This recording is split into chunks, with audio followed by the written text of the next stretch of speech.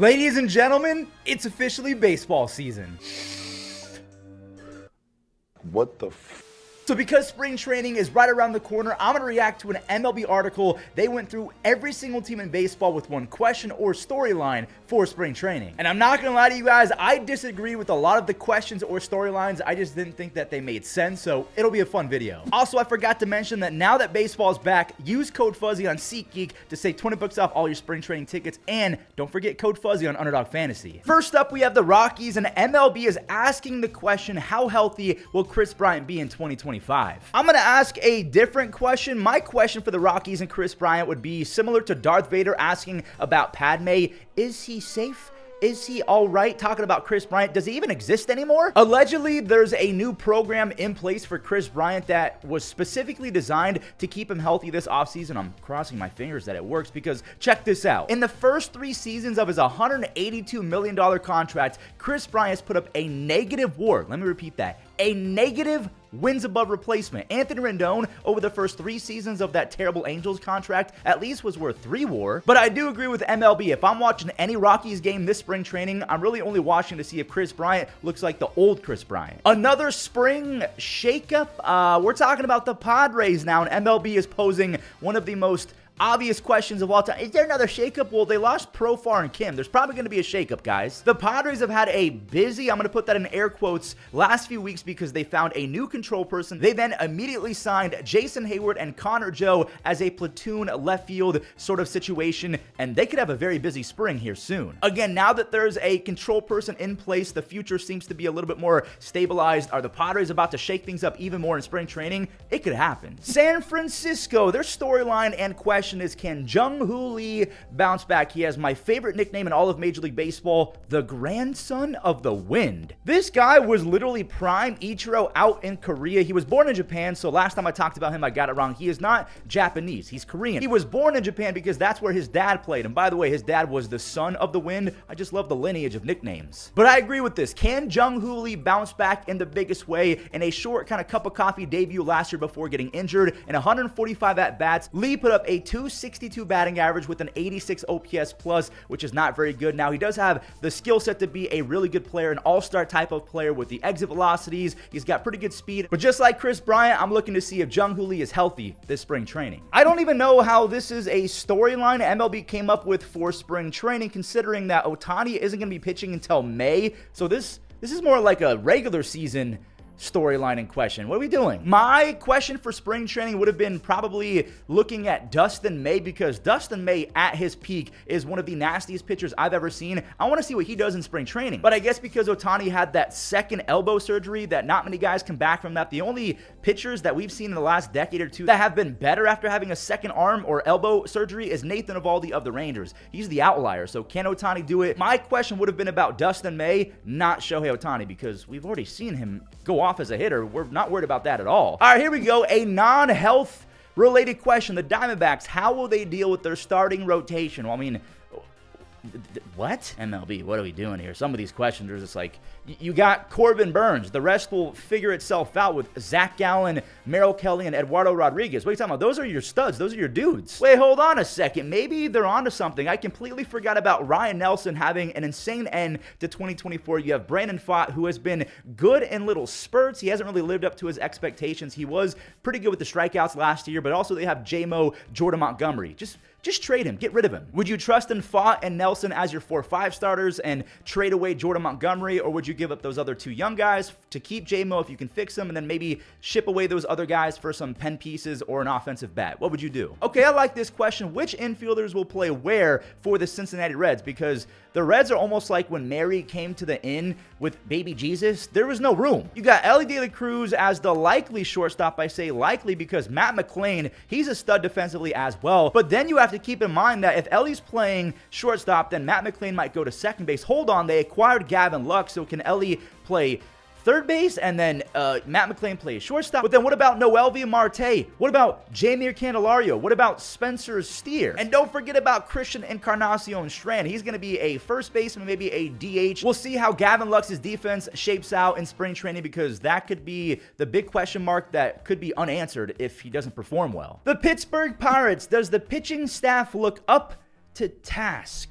I mean, yeah, sure. I guess that's a decent question considering Jared Jones kind of fell off and Mitch Keller, I don't know what we're going to get out of him. 1 year, Mitch Keller looks like he's figured it out and throws a 98-mile-per-hour sinker that looks like a bowling ball. And the next year, he looks like he shouldn't even be in the big leagues. The Pirates did give away Luis Ortiz in an effort to build up their offense. They acquired Spencer Horwitz from the Guardians, a Guardian legend. He was there for like 11 seconds. Luis Ortiz was pretty good last year. Paul Skeens, he's someone that we don't even have to talk about. Mitch Keller, is he going to lock in? Can Jared Jones stay healthy for 28 to 32 starts? Can he keep that arm angle consistent? Because as of right now, the Pirates have Bailey Falter and Johan Oviedo as their 4 and 5 starters. So it's going to be all on the backs of Jones, Keller, and Skeens. No disrespect to Bailey Falter or Oviedo. For the Cubs, it doesn't really seem like they have a question. I guess they're going more with a storyline. Kyle Tucker and Ryan Presley address major needs. That, again, this is more of a statement, not really a question. My question would be, how good is Matt Shaw going to be if they don't sign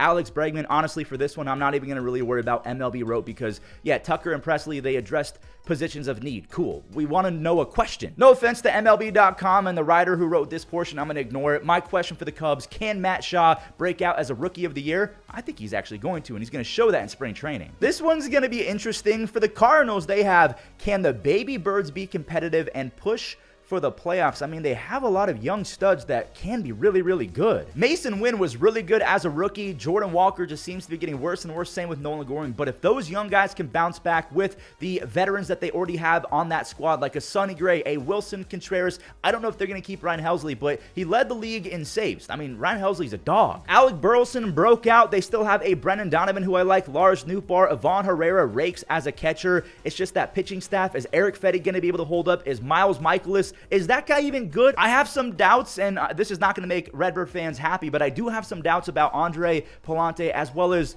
Steven Matz. I hate saying that out loud, but he's going to be 34 years old. What is Matz going to be as a 5-starter? The Cardinals, they have a lot of question marks, and I honestly don't know what their future holds, so I guess we'll have to wait and see for spring training if one guy pops off and they just kind of rock with that momentum. And if they do that, I mean, the Cubs are going to be tough to beat, and the Brewers as well. I think we'll talk about the Brewers next. So the Cardinals making the playoffs, let's just say this. I would not put my 401k on them beating the Brewers or the Cubs. Who's the shortstop? Plain and simple for the Milwaukee Brewers. As of right now, according to Fangraphs, one of my favorite websites to use out there, if you guys have never used it, try it. Joey Ortiz is slated to be the 8-hitter and the opening day shortstop for the Brewers. If you're newer to baseball, Joey Ortiz was a prize prospect that the Brewers got in return for Corbin Burns. Again, if you're new, Corbin Burns, he's with the Diamondbacks now. He's a Cy Young winner, a bona fide ace, so obviously the Brewers, they felt like they could get a lot out of Joey Ortiz if they're giving away that top dog. Joey Ortiz played a mean defensive third base last year, 11 outs above average. He doesn't whiff, he doesn't chase, he's got great bat speed, and also, I didn't realize he was that fast. He's top 15% in bat speed. The only question about Joey Ortiz is he's 5'9". Can a guy who's that short play shortstop at a high level? And what's crazy is there's another guy kind of in the running to be their shortstop. I don't believe that Caleb Durbin, who came from the Yankees, is going to be their shortstop because 5'6", that's a little too small in my opinion, but Caleb is a wizard at defense. I don't think that's going to happen. It's probably going to be Joey Ortiz, who does have a really high ceiling, and I'm hoping that he breaks out this year even more, especially with the bat. For the Phillies, is Ranger Suarez ready for the biggest year of his life?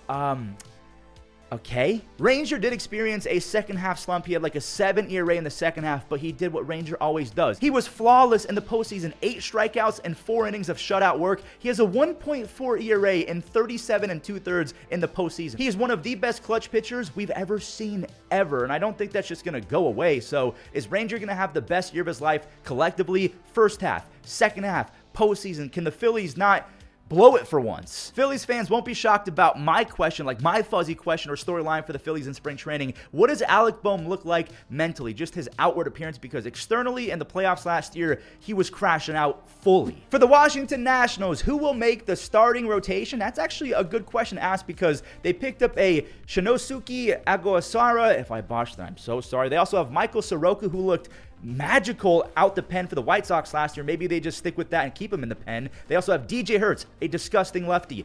Mitchell Parker. This is actually a very, very fair question from Major League Baseball. I tip my cap for this one. This one's got me thinking, is Jake Irvin going to be able to replicate some of the success that we saw last year? You have that guy, Cade Cavalli, who was one of the top prospects in baseball for forever, coming back from injury. What about Josiah Gray? He might come back towards the end of the year. Got to remember, Trevor Williams did re-sign as well. So, yeah, a lot to think about for the National starting rotation. And spring training is going to be a big factor in who starts where. We're running it back.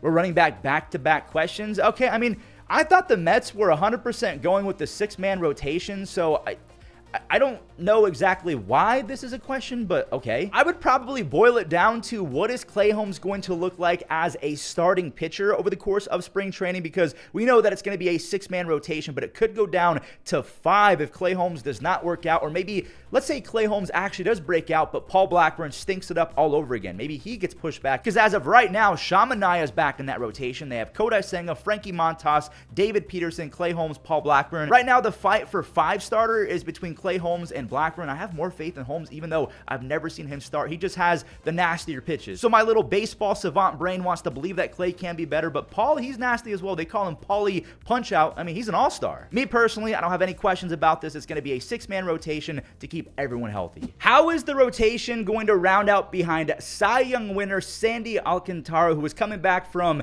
that, I believe it's Tommy John? According to Fangraphs, it looks like the rotation is going to be Sandy, Ryan Weathers, Edward Cabrera, Max Meyer, and Valente Belloso. And I think that he looked pretty good last year in the short sample size that he did have before getting absolutely lit up. No, actually, over his first 5 starts, Belloso put up a 2.2 ERA, and at one point he had 8 strikeouts over 5 innings, so he does have nasty stuff. He threw a 7-inning shutout against the Phillies. To me, it's all about the big names. Max Meyer, Ryan Weathers, and MLB The Show legend Edward Cabrera. Max Meyer was the 3rd overall pick in 2020. The 2020 draft just seems to be cursed at this moment. Also, don't forget that Yuri Perez should be healthy in June, maybe even July, or after the All-Star break, somewhere around that point. If he comes back and looks like the Yuri that we saw before he got injured, I actually still like this Marlins rotation on paper. Don't get me wrong, it's been very underwhelming, but they have that name, Max Meyer, Ryan Weathers. I mean, Ryan Weathers might be the greatest high school pitcher of all time. Then again, it's high school. The Atlanta Braves, okay, this one's very common sense, and I probably would have posed the same question, so MLB and I are in agreement. When will Ronald and Spencer Strider return? So according to MLB's own reporting, they believe that Spencer will be allowed to throw in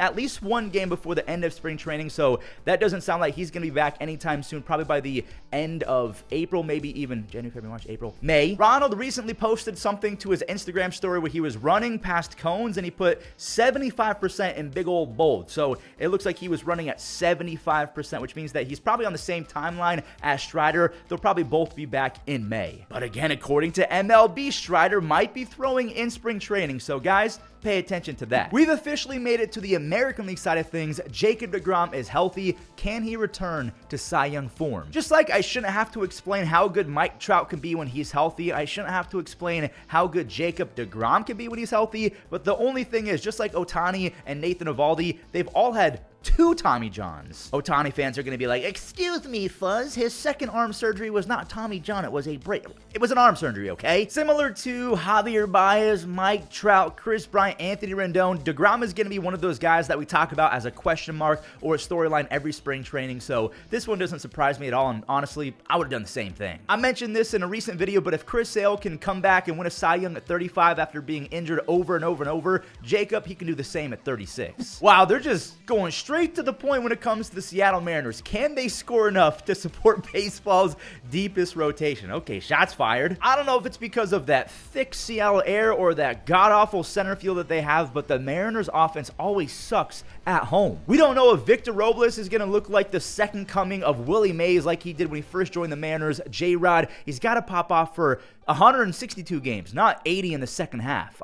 Wait, there is no 80 games in the second half. If you guys didn't know, fun fact from Fuzzy, even though it's the first and second half, they don't play the same amount of games in each half. They only play 66 games in the second half. The more you know. But like I was mentioning, J-Rod, Cal Raleigh, Randy Arozarena, I mean, you have guys like Mitch Garver, Jorge Polanco, guys who have had monster offensive seasons in the past. When you have that many studs in a lineup, it should not be a question on whether or not you can support one of the best rotations we've seen in quite some time. It should be a given, but it's not. Is a young rookie like Ryan Bliss going to show some promise? Or what if J-Rod just goes crazy in spring and uses that as a springboard to go even crazier in the regular season? Because we all know J-Rod, he's a second half kind of guy. Whoa, they are going for it with the Athletics. Can the A's really make a run at a playoff spot? They did go 2 games above 500 over their final 76 games, 39 and 37. We saw what Lawrence Butler and Brent Rooker did. They looked like literal Avengers. I almost want to say we should probably pump the brakes, but then again, we haven't even talked about guys like Miguel Andujar, who looked kind of good. Esteury Ruiz wasn't healthy last year. What if he bounces back, looks healthy, and steals 150 bags? And I mean, Luis Severino and Jeffrey Springs is a pretty good 1-2 punch. I don't know about JP Sears. I don't know a lot about Joey Estes and Mitch Spence, so the rotation's going to be very iffy. They always seem to find really nice bullpen arms. I'm not on the A's are a playoff team for 2025 because that question mark really remains in that rotation. So let me see what Joey Estes and Mitch Spence bring to the table. Same with JP Spears. Maybe one of those 3 guys develops a new pitch, or maybe they have a little tweak in their lineup that allows them to throw more strikes. I don't know. Do they have enough depth? Well, let's take a look at their roster, shall we? Even without Kyle Tucker, when you can go Altuve, you have Isaac Paredes with that short porch in left field, the Crawford boxes, Yordan. Hopefully that knee is intact. Christian Walker, he's no Kyle Tucker, but he's like 75 to 80% of the offense that Tucker can provide. Yainer Diaz is one of the better, if not the best offensive catcher in baseball, not named William Contreras. There's a few other guys in that conversation. Jeremy Pena, Chas McCormick. Hope that he bounces back. So obviously, I still believe that the lineup has enough firepower to do their thing. In the rotation, you have Framber, Hunter Brown, Ronel Blanco. What about him? Do you guys think that he can have a second season, or is the sophomore season going to really bite him? Spencer Arguetti, that's his real name, and Hayden Wesneski. They're definitely talking about the rotation with Blanco, Arguetti, and Wesneski. Is that enough? Maybe. I'm looking at Forrest Whitley. He's one of my favorite cards ever in MLB The Show. I know that doesn't mean anything for real life, but I wanted to bring him up, okay? Forrest Whitley, the 6'6", 6'7" flamethrower. Can he lock in? Can he figure it out and crack the rotation? I'm going to watch every single Whitley start I can this spring. How long will Zach Neto be out? Wait, Zach Neto? I didn't know that he was going to be missing a chunk of 2025. Oh, I forgot that at the end of last year, he had that shoulder. No, he had shoulder surgery in early November. Why did they wait so long? What is wrong with this franchise? Why did they wait until November to get surgery done? Did they take him to a holistic doctor or something? Is he friends with Aaron Rodgers? It makes sense why they signed Tim Anderson and Yoan Moncada. I mean, Scott Kingery, I forgot that he's an angel. Just for some depth. They just say that he's expected to miss the start of the season, but remember what they said about Mike Trout, that he was going to be back in a couple weeks or like 2 months with that knee thing? He never came back. I'm going to say this as an Angels fan. You guys might not care, but you have my blessing to find another team. This is getting ridiculous. We have back-to-back questions about shortstops. Is Colson Montgomery's time at shortstop? This is for the White Sox. Because we've already harped on Colson Montgomery, I'm going to approach this differently. I want to see how Luis Robert looks in spring training because he spent a lot of time on the shelf in 2024. I also want to see what the White Sox do with a Jonathan Cannon and the guy that they brought on over from the Padres, Drew Thorpe. They're tall guys that don't do well when it comes to extension. If you're tall, you want to try and extend and get as close to the plate as possible because that increases your perceived velocity. You don't have to actually throw harder, but if you can extend it and throw closer to the plate, the hitter is going to feel like it's faster, so you don't have to gain velo to actually throw it faster in air quotes. If there's a video out there, one big question for every MLB team, and you just fast forward to the Twins part, it's just going to say this every single year. Correa, Buxton, Royce Lewis, Joe Ryan. I mean, they're all superstar talents, but they can't stay healthy. This isn't even one of those things that I can say, yeah, wow, Royce Lewis looked great in spring training. That's like saying, hey, yeah, Anthony Davis looked like the next LeBron who's going to play 24 years. He did that in the preseason. We don't judge him based off the preseason. Just always kind of blows my mind that the Twins don't really have to do much in the offseason because they have so many studs on that roster. It's just are those studs going to be there when it matters the most? And again, that's not really something that we can take a look at in spring. So MLB, it's a little bit lazy, but I understand. The Tigers, how does shortstop shake out? It's not going to be a Trey Sweeney. I think that he's fun. I think that he's a cool prospect that came on over from the Dodgers, and it's kind of fun to say out loud that the Tigers beat the Dodgers in a trade because Flaherty was terrible, and then he went back. Baez is making way too much money, and he does play good enough defense to justify staying at shortstop. And every time I bring up Javier Baez, Tigers fans, they remind me that he actually looked kind of good to end his 2024 before he got injured. He had 24 RBIs his final 43 games. Well, in those final 43 games, he also hit 199 with the 240 on base. I appreciate this question, MLB, but it's Javier Baez. He's El Mago. They're going to try and unlock him. He's not going anywhere. So we have the American League version of the Cincinnati Reds, the Kansas City Royals. How does the infield take shape? Well, we know that Bobby Witt Jr. is not going anywhere, and Michael Garcia, he's probably going to play third base, right? He's a very good defensive third baseman who's one of the more efficient base stealers. I feel like he's got that on lock. Michael Massey isn't a platinum defender at second base, so if they put India there, that would not surprise me.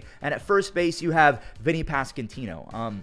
Yeah, I don't agree with this. This is not really a great question to pose, in my opinion. No questions about the pitching. Cole Reagans is disgusting. Then you have Seth Lugo, Michael Wacha, Michael Lorenzen. You brought in Carlos Estevez. You traded for Lucas Erceg. I like their pitching side of things. This one is coming out of left field a little bit, but I just had so much fun watching him when he first came over to the Royals in 2023. It reminded me a lot of Jorge Soler going from the Cubs to the Royals, which is what happened to Nelson Velasquez. Do you remember Nelson had 14 home runs and 28 RBIs his first 40 games with the Royals with a 132 OPS plus? If Nelson can bounce back and be some protection for Bobby and Vinny Pasquantino along with the addition of Jonathan India, that's what I want to see. Some more middle of the lineup meat. Whoa, you guys know what I'm trying to say.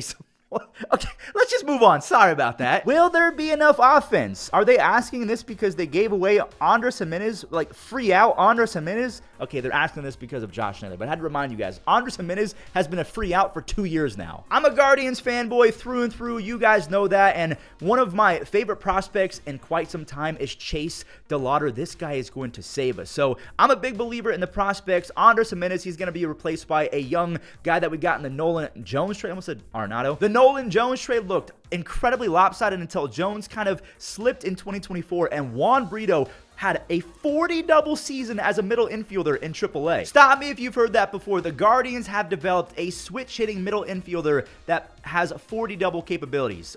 Yeah, they're good at that, so I have full trust in Juan Brito. Kyle Manzardo looked fantastic down the stretch. You still have Lane Thomas. As a biased Guardians fan, I mean, you factor in Carlos Santana. My question is not about the offense. It's about Tristan McKenzie, Shane Bieber, you know, guys who didn't really play last year, who used to be all-stars. Can they stay healthy? Can they bounce back? A lot of you guys are going to love this one. Ooh, MLB stirring the pot. Are the Yankees more complete despite losing Juan Soto? I mean, I think so. Devin Williams, he replaces Clay Holmes, who blew 13-something saves last year. Goldie, he's better than Anthony Rizzo. I don't have to talk about that. You bring in Max Fried, one of the best pitchers in baseball, at least in the regular season. And then obviously Cody Bellinger. We've been dreaming about what this guy could look like with a short porch scenario. Well, we're going to see that. He's got the short porch. He plays much better defense than Juan Soto. Juan Soto's defense cost the Yankees a good amount of runs last year. Let's not forget that. Overall, yes, I do think that they're more complete. I don't know if I need spring training to see that. For the Boston Red Sox, they're asking, will one of the big three prospects make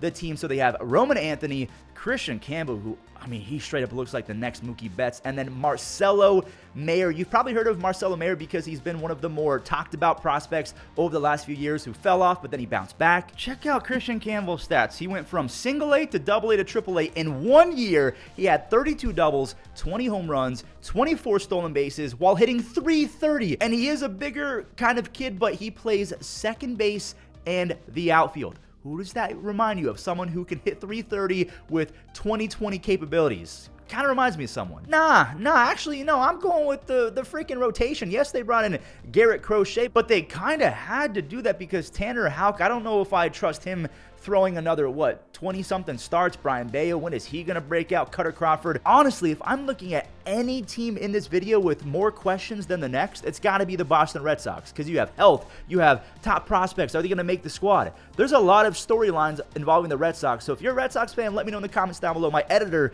is a Red Sox fan. what do you think is the #1 thing that is in your mind going into spring training? The Tampa Bay Rays, how much can the lineup improve? Well, they added Danny Jansen, Eloy Jimenez, and Ha-Sung Kim. So I feel like, I mean, the sky's the limit with those guys. Granted, I can't really be completely honest with that because Danny Jansen and Eloy Jimenez fell off a bridge not literally, but they were bad last year. Also, I don't know why I said fell off a bridge. Isn't it fell off a cliff? Yandy Diaz looked great to end the season. Brandon Lau is Brandon Lau. Josh Lowe, who was a very, very productive player in 2023, not the same in 2024. Christopher Morel, that was a bad trade. I bet you they want Ezok back. With that being said, Christopher Morel does have sky-high talent when it comes to the power. He had 26 home runs in 2023, 21 last year, but the doubles fell off. 11 doubles in 152 games, that's not going to cut it. He's got to stop striking out so much. And I would be remiss to not bring up the star in the making, Junior Caminero. He's got a full season ahead of him. I can't wait. I agree with this one more than any team we've talked about so far. This is the right question to ask about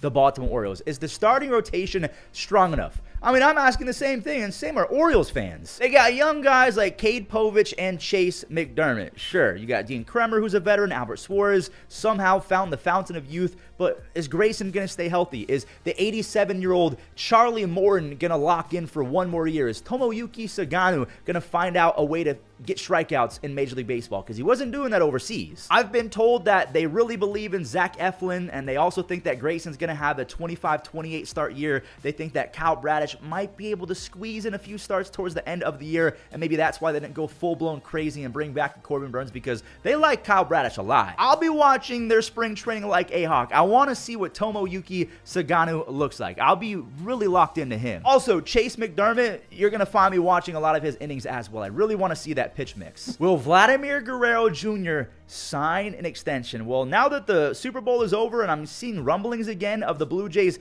trying to get back to a talking point with Vladdy Jr. and say, hey, we know you want 450. Maybe we'll meet in the middle at 425. There's no way they can let this guy go. His dad played for the Expos. Vladdy's coming off a 30 home run campaign with basically 200 base hits, a 323 batting average, and a 166 OPS plus. The Jays have had a pretty good little offseason, but if they don't get Vladimir Guerrero Jr. to extend, I mean, was it kind of all for nothing? And there you have it, one question slash storyline slash I have no idea what they were talking about for every single team in baseball for 2025 spring training. If you enjoyed, do me a big fat favor, leave a like, and also if you haven't done so already, hit that subscribe button. Thank you all so much for watching, and I'll catch you in the next video.